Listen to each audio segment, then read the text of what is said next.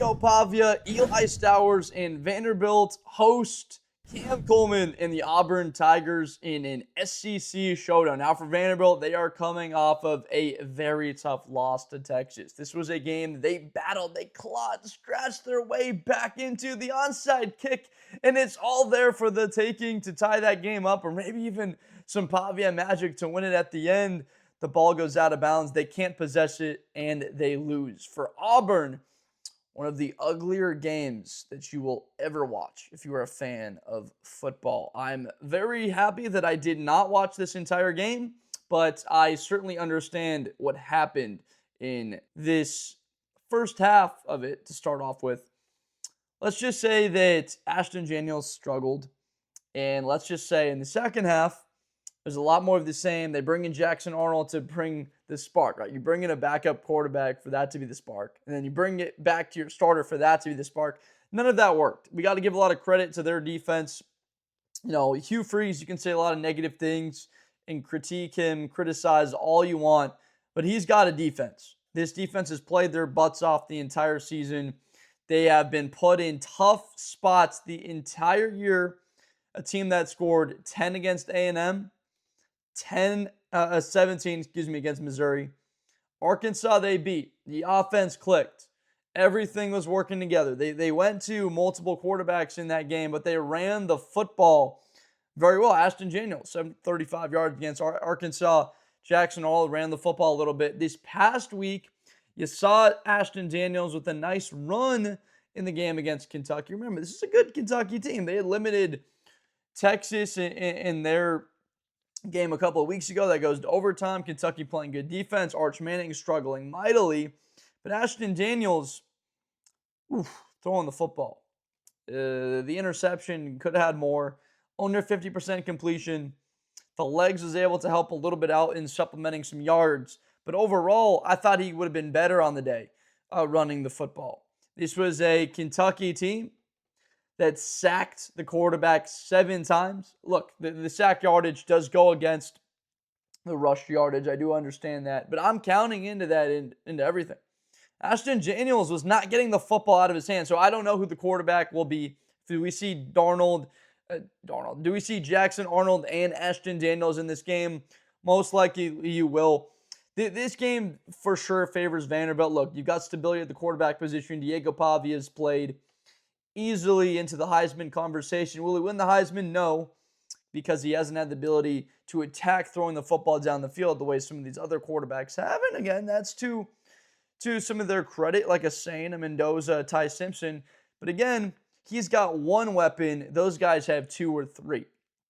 Eli Stowers is phenomenal. And if I'm Auburn, I'm doing whatever I can to try and take him out of that game. I thought Texas would try and do a bit more of that. It was clear and obvious to me that Stowers would be the main target going into this game. And I thought Stowers would power them to a win. If you would have told me before the game that Pavia threw for 365 and 3 tubs, Vandy would have lost, I would have said you're out of your mind, you're crazy, let's put you in an institution to learn a little bit more about football, and we'll come out the other side and you'll be a smarter man for it. Well, it looks like I'm not so accurate about that. The way the game flow works in some cases is it doesn't matter how many yards you throw for, you run for, what time of possession looks like. It matters about points scored early. Texas jumping out to that big lead. They controlled the entire game until the end when Vanderbilt clawed back in and they started finding some lanes on that defense. I think there is a little bit to be said about what Texas can be got. It's clear that a tight end that has vertical abilities can threaten the Longhorns. So look for Oscar Dup from Georgia in a couple of weeks to be a very tough matchup for Texas. I think A&M with Concepcion and Craver, that is an awful matchup for Texas, being able to stop those guys. This is a very tough Texas defense, and I understand Vanderbilt scoring all that many points. That is a major positive to them. Look, Auburn maybe doesn't have quite the top-end talent. Look, Keldrick Falk, I mean, this guy's probably a top 20 pick when the draft comes around. Some people have him up 10. I'm personally a traits and a production guy. Right now, it's looked like Falk's a lot more traits this year. Hasn't had the numbers that we saw last year. He's impacted games, but I've been looking for a little bit more. I mean, Atkins has been very good on that front. He's been a terrific ball player for Auburn the entire season. one of my favorite players on that front. I love this Auburn, the identity of what they have, and how every single game you can rely on them to get tackles for loss, for there to be holding calls because they've got a disruptor in the backfield, and that does go into Falk, right? If he's getting held and there's a no play, and that would have been a sack or a TFL, that impacts the statistics, of course. But you watch Falk, it's like sometimes he's got his one-on-ones and you got to make a play. Against Vanderbilt in this offensive line, their versatility, they're very creative. He will have a chance to make a very large play in this game. Now, I really see Auburn losing this game because of an inability to score points in the way that Vanderbilt can. Vanderbilt's ability to run the football was very good going into this Texas game, and against that stout front of Colin Simmons and Trey Moore and Anthony Hill Jr. behind that, and an ability to put Ethan Burke in the right position as a guy on the edge to succeed. I mean, we're talking about a Texas defense that only allowed, I think, 50 yards on the day rushing the football for Vanderbilt. They sacked Diego Pavia 6 times. Of course, that yardage has an effect on the quarterback when you do sack a quarterback, but they didn't protect him all that well. That front for Texas is starting to get after it now. Auburn, this defense has been good all season, but it's not like, I guess you do like consistency in that way, but are they going to find a way to shut down Stowers? Because there's also Junior Sherrill, I hope you know. Also hope you know that there's still Young, there's Richardson on the outside. I mean, they've got weapons. A lot of people talk about Pavia, and maybe a little Stowers. But this Vanderbilt offense, especially when they've got a healthy Cedric Alexander and he's rolling, and we're talking about one of the more dynamic offenses in the country with their versatility. And a Pavia running the football. Again, he has a touchdown on the day. Would have had close to, 80 yards on the ground if not for the sack yardage. So he's got to be effective. Texas has the athletes. Like, Texas has an Anthony Hill Jr. Auburn doesn't have an Anthony Hill Jr. Of course, there's one player of that name, but you know what I mean in terms of the caliber of athletes that can sort of contain a Diego Pavia. And again, he wasn't fully contained in this game. He wound up being the leading rusher. Besides him, you're looking at this run game, 10 carries for a combined total of 15 yards. 10 carries for 15 yards for their running backs against Texas. Yeah, I think that we're going to see Diego Pavia trying to run the football. This was not a game against LSU where they had a ton of success with MK Young and Alexander. This is a Vandy team on the brink. We've known that Auburn season's over for a while now. Vanderbilt's on the brink. Look, they got to win this game. And then it basically looks like they'll be set up with Tennessee at the end of the season for a chance to maybe get into the college football playoff at 10-2. They got Kentucky coming up. That's another tough team that Auburn obviously knows very well. Some good defense and offense, not a whole lot there. But Vanderbilt, this is their chance. I mean, Auburn's a good team. Can't be overlooking them, the quarterback, and you've got a freak like Cam Coleman out there. I don't know why Cam Coleman doesn't get 15 targets a game. I know you kind of do spam the X button at times to get him the football, but I would spam that button. If I play with this guy in the video game, I'm throwing the football up to him. I'm giving him 8 chances a game, at least once a possession. Just 50-50 ball. Yeah, see what happens, Cam Coleman. I think that James Franklin would hate me saying that, but look, it's been one of the only ways for this offense to move the football at times. The way that they've run the football has been, frankly, abysmal. I loved what I saw against Baylor early in the year. Man, against Baylor, okay, maybe they don't have a great defense, but throughout the year, you've seen it with Jeremiah Cobb, and you've seen their running attack with these quarterbacks. It just has not worked out with the ability for them to connect with their wide receivers. It's been a very frustrating thing. It's why I have been fine that I haven't seen every single second of every single Auburn game, because it's been a very frustrating watch. I think Vanderbilt wins this game. Look, I got a lot more faith in their quarterback. Pavia is one of the best in the SEC as well as in the country. I'd easily put him in the top 8 quarterbacks in college football despite the loss. You saw him battling at the end.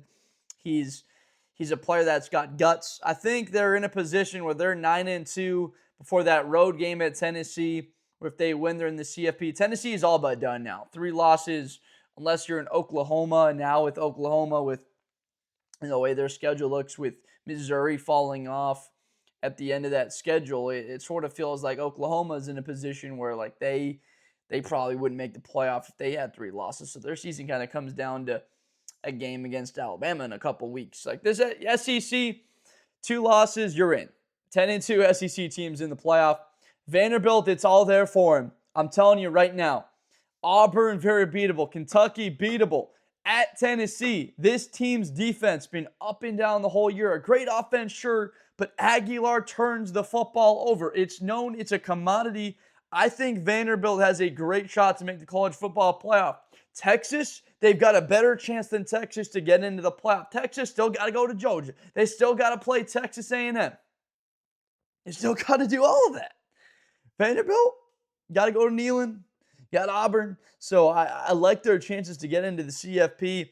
Obviously, they're better than teams probably like Oklahoma when they got in their schedule. That's another 2-loss team. Or Missouri, that's another 2-loss team. They've already beaten. Texas, I just mentioned, is a 2-loss team in there. I wouldn't go as far to say Georgia, but this team is in a great spot. Auburn at home. If you're an Auburn fan and you're taking offense to this, I'm sorry. Sorry about the situation. The head coach and Hugh Freeze. Clearly, it's not what you want. They need to go in a direction with a guy that can win close football games. And Hugh Freeze just could not win these close football games. It's tough. I like him as a coach. Great play caller at times. Overall, it just was too erratic. They put it all into Jackson Arnold. If the guy can't play, why did you evaluate him? I've heard that excuse so often. And Vanderbilt fans will say the exact same. They'll give it right to you. In Nashville, they'll shoot you straight. They'll shoot you straight there in Nashville. They'll say, well, why'd you bring him in?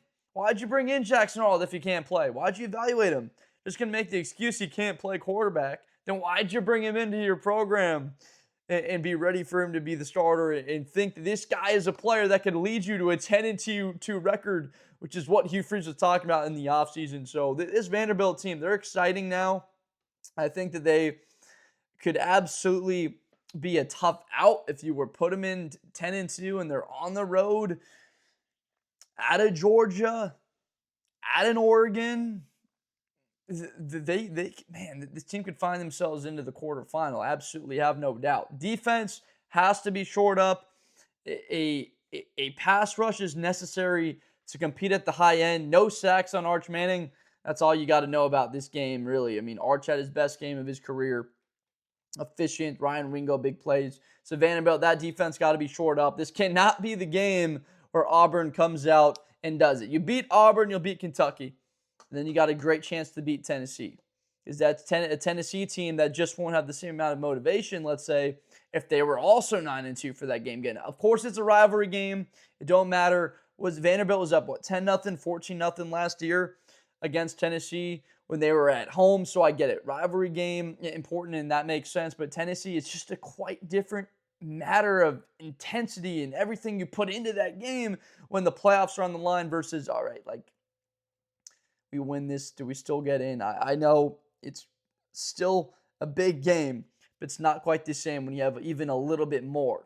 You put it all out on the line. Pavia puts it all out on the line. I'm going to take Vanderbilt to beat Auburn by a score of 26-19. I believe Auburn keeps it close. They don't score enough to keep up with this Auburn offense. They don't score enough to keep up with this Vanderbilt and Diego Pavia Stowers-led offense. I think Junior Sherrill has a big day.